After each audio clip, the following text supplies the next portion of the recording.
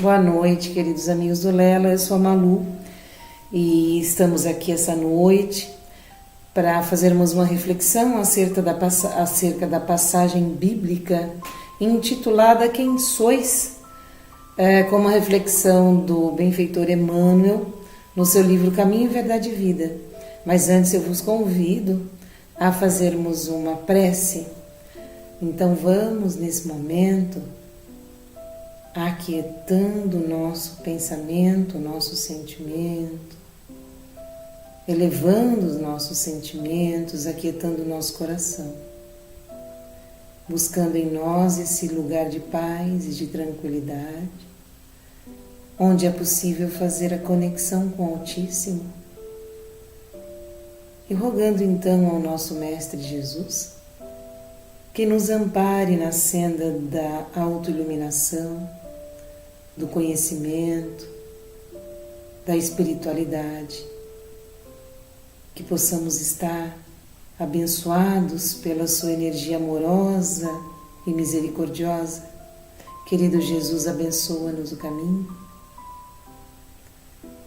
que a nossa mente, o nosso coração possam se abrir aos ensinamentos da noite e que sejamos terra fértil as sementes do teu Evangelho de luz, Jesus, que assim seja. Bom, o tema da noite, ele vai tratar de uma passagem bíblica de Atos dos Apóstolos. E aí Emmanuel inicia, o trecho bíblico inicia assim: mas o espírito maligno lhe respondeu. Deixa eu começar do começo. Tem uma pergunta. Quem sois? Mas o espírito maligno lhe respondeu: conheço a Jesus e bem sei quem é Paulo, mas vós, quem sois? Bom, para a gente entender, né, é preciso buscar a história desse trecho. Qual que é a história? A época de Paulo de Tarso, né, o grande apóstolo da gentilidade, o grande divulgador do Evangelho de Cristo, o vaso escolhido por Jesus, logo após a sua conversão, né, em Tarso, em Damasco, né,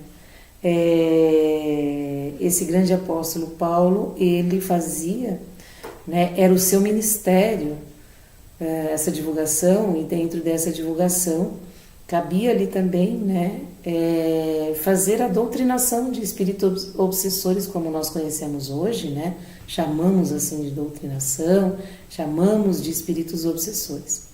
Mas aqui nessa época, né, eram chamados de demônios, né, dáiamos, demônios.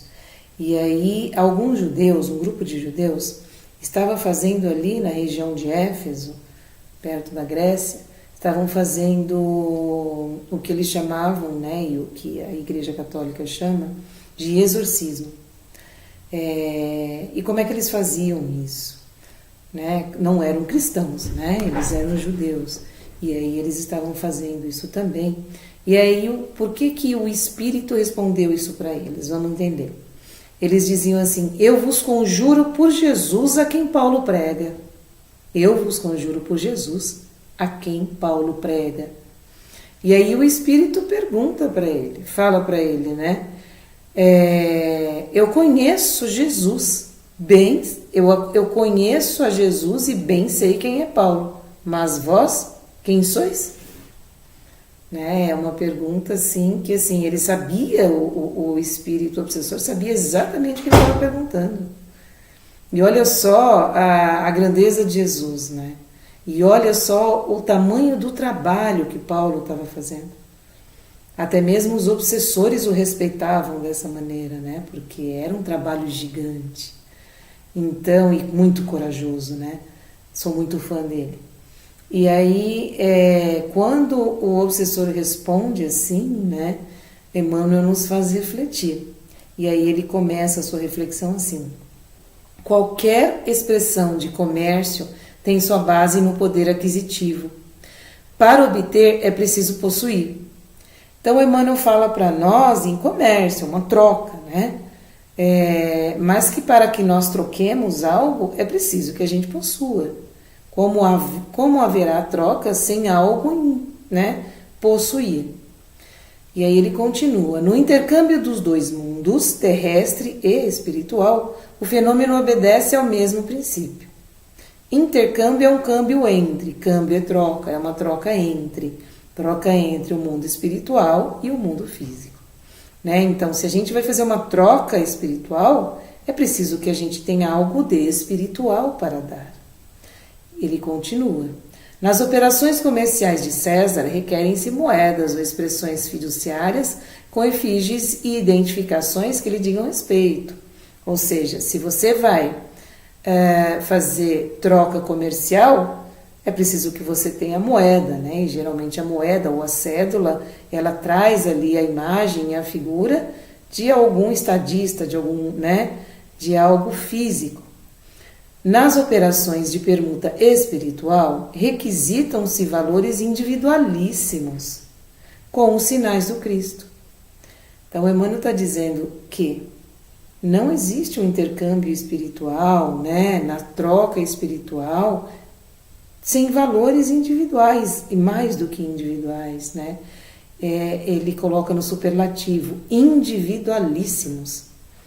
Ou seja, cada um de nós, no nosso íntimo, no nosso espírito, no mais profundo da nossa alma, tem que ter algo ali de luz para trocar espiritualmente. E ele ainda enfatiza que com os sinais do Cristo. Esse algo individualíssimo que temos que ter, tem que ter o sinal do Cristo. Porque senão não teremos autoridade alguma para lidar, para essa troca, para esse intercâmbio. Olha só como isso é profundo. Olha só como a gente busca lá no Evangelho, né, na passagem bíblica, e isso nos cabe agora. Olha como é atemporal, né? O dinheiro de Jesus é o amor. O dinheiro de Jesus é o amor. Sem ele, não é lícito aventurar-se alguém ao sagrado comércio das almas.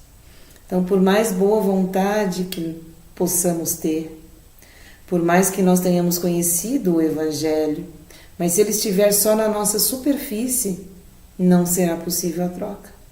Porque essa troca, em nome de Jesus, ela só pode ser feita com a moeda do amor.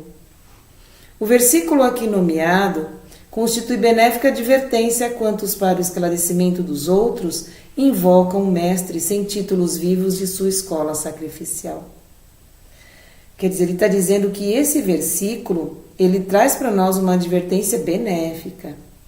Para quem? Para quem que ele adverte? Ele adverte as pessoas que invocam o mestre.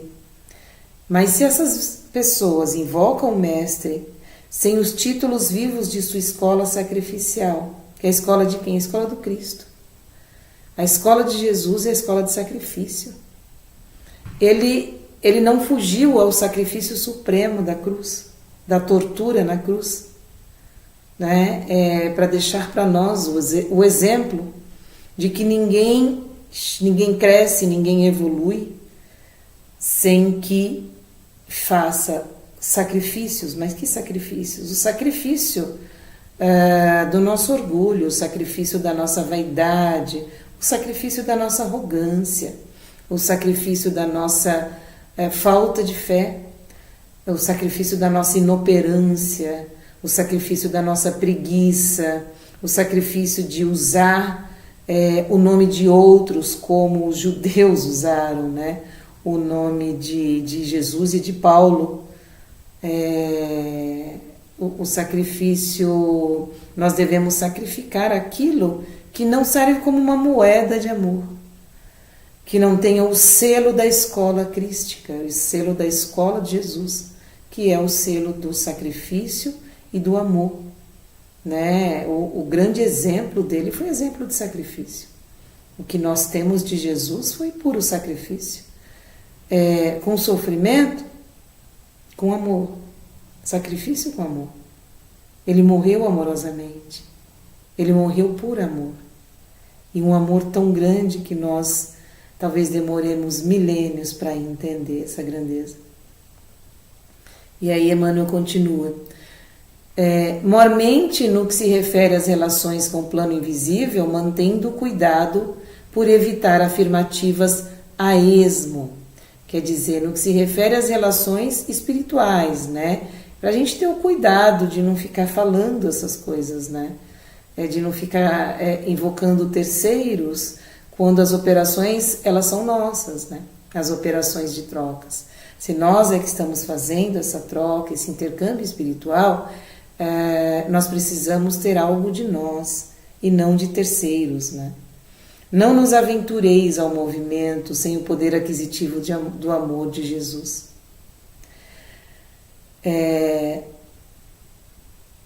O mestre é igualmente conhecido de seus infelizes adversários. Os discípulos sinceros do Senhor são observados por eles também. Da mesma maneira, gente, que o espírito obsessor diz que conhecia Jesus, ele também diz que conhecia Paulo.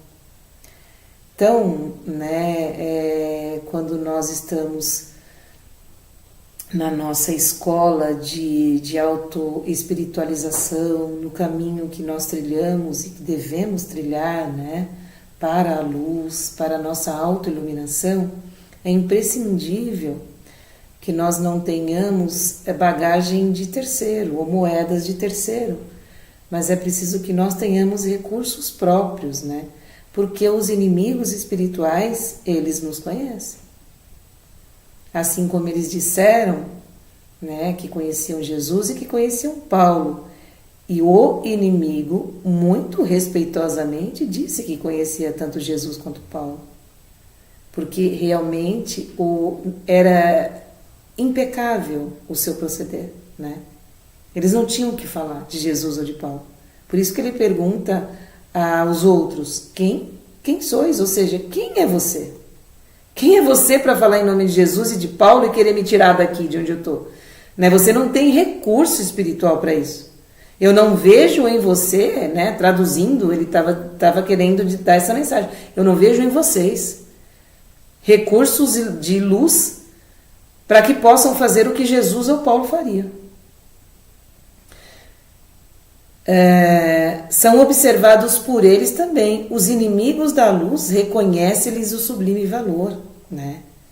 Até os inimigos da luz reconhecem o sublime valor de Jesus Cristo e de seus fiéis apóstolos.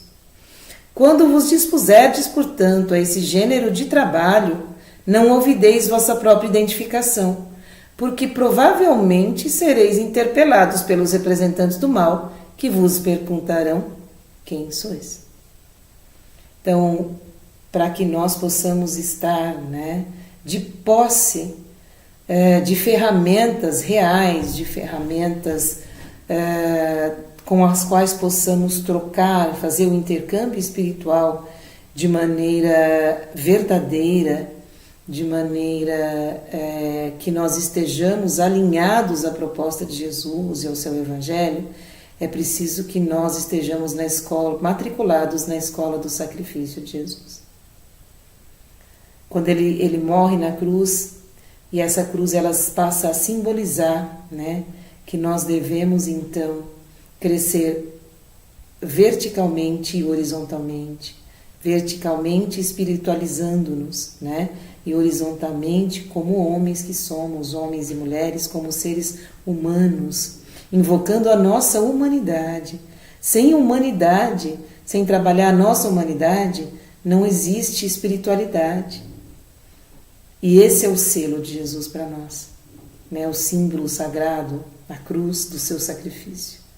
Então, o caminho da espiritualização, ele demanda sacrifício, ele demanda observar os ensinamentos de Jesus, e ele deixou para nós o roteiro, né? Ele deixou para nós o GPS, que é o seu Evangelho.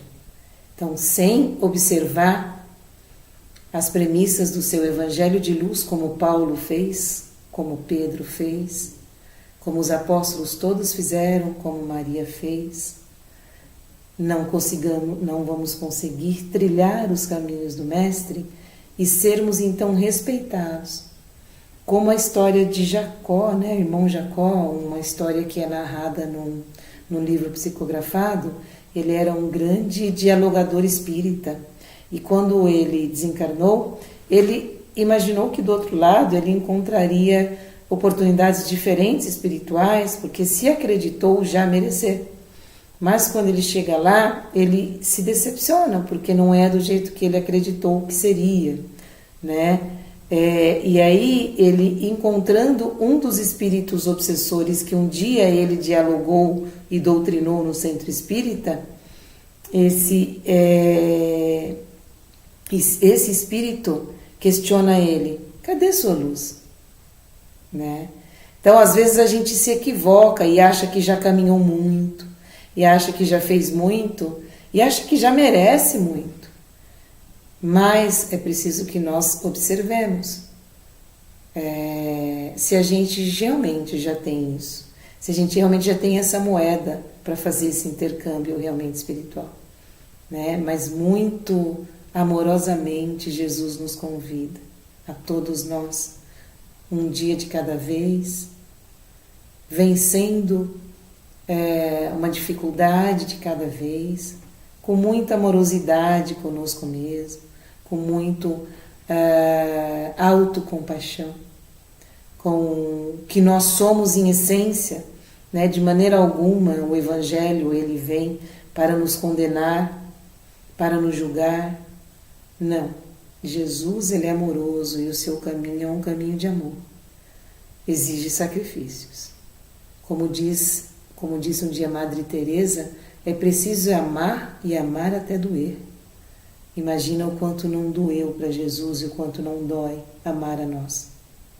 O tanto que ele nos ama é um amor que dilacera certamente, mesmo a sua alma crística. Né? Quem somos nós para mensurar Jesus? Mas a escola de sacrifício é o caminho que nos convida e nos chama, para que um dia, quando perguntados quem sois, nós saibamos responder com os nossos próprios méritos e com os nossos próprios instrumentos de luz quem nós realmente somos. Então que Jesus Cristo possa nos abençoar com sua amorosidade imensa, com sua generosidade, com a sua misericórdia, e possa abençoar o nosso caminho, então, de autoiluminação, de sacrifício, e que Ele ilumine a cada um de nós, ilumine as nossas casas, as nossas famílias, as nossas vidas, as nossas mentes, corações e almas. Agradeço a sua paciência e que Jesus possa nos abençoar. Que assim seja, queridos amigos.